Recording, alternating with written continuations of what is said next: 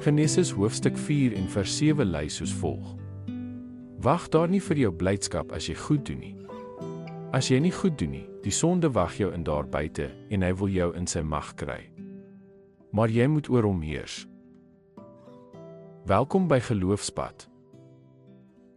Genesis hoofstuk 4 en vers 7 is God se genadige en tydige waarskuwing aan Kain en aan elkeen van ons. Kain was kwaad en mismoedig omdat sy offer verwerp is terwyl Abel se aanvaar is. Maar in plaas daarvan om hom te veroordeel, het God liefdevol met hom geredeneer. As jy goed doen, sal jy nie aanvaar word nie. God het Kain geroep en roep ons ook tot nederige gehoorsaamheid. Kain se werklike probleem was nie dat God Abel meer liefgehad het nie. Dit was dat Kain op sy eie terme wou aanbid. Abel het in geloof gekom en 'n bloedoffer gebring wat na God se beloofde verlosser gewys het. Kain het die vrug van sy arbeid aangebied. Iets respektabels, maar nie wat God vereis het nie. Dit was trots verbloem in godsdiens. En toe God dit verwerp het, het Kain bitter geword. Dit is toe dat God hom gewaarsku het. Sonde loer by die deur. Die beeld is kragtig. Sonde is soos 'n wilde dier wat wegkruip en wag om toe te slaan.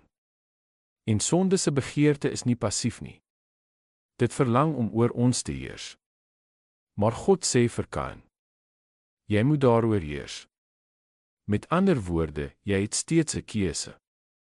Jy hoef nie toe te gee nie. Dieselfde geld vir ons. Elke versoeking, elke wrok, elke selfsugtige begeerte is 'n kruispad. Of ons laat sonde oor ons heers, of ons onderwerp ons aan God en heers daaroor deur sy krag. En as ons reeds misluk het, daar is steeds hoop. Dieselfde Hebreëse woord vir sonde kan ook sondeoffer beteken.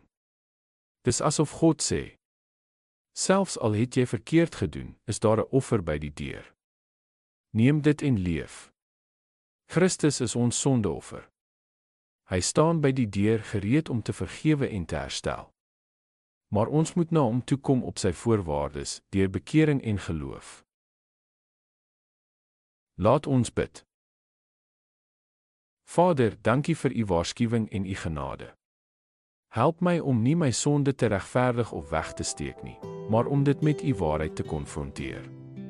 Versterk my deur u Gees om daaroor te heers en nie daardeur regeer te word nie. Dankie vir Jesus, my perfekte sondoffer. In sy naam bid ek, amen.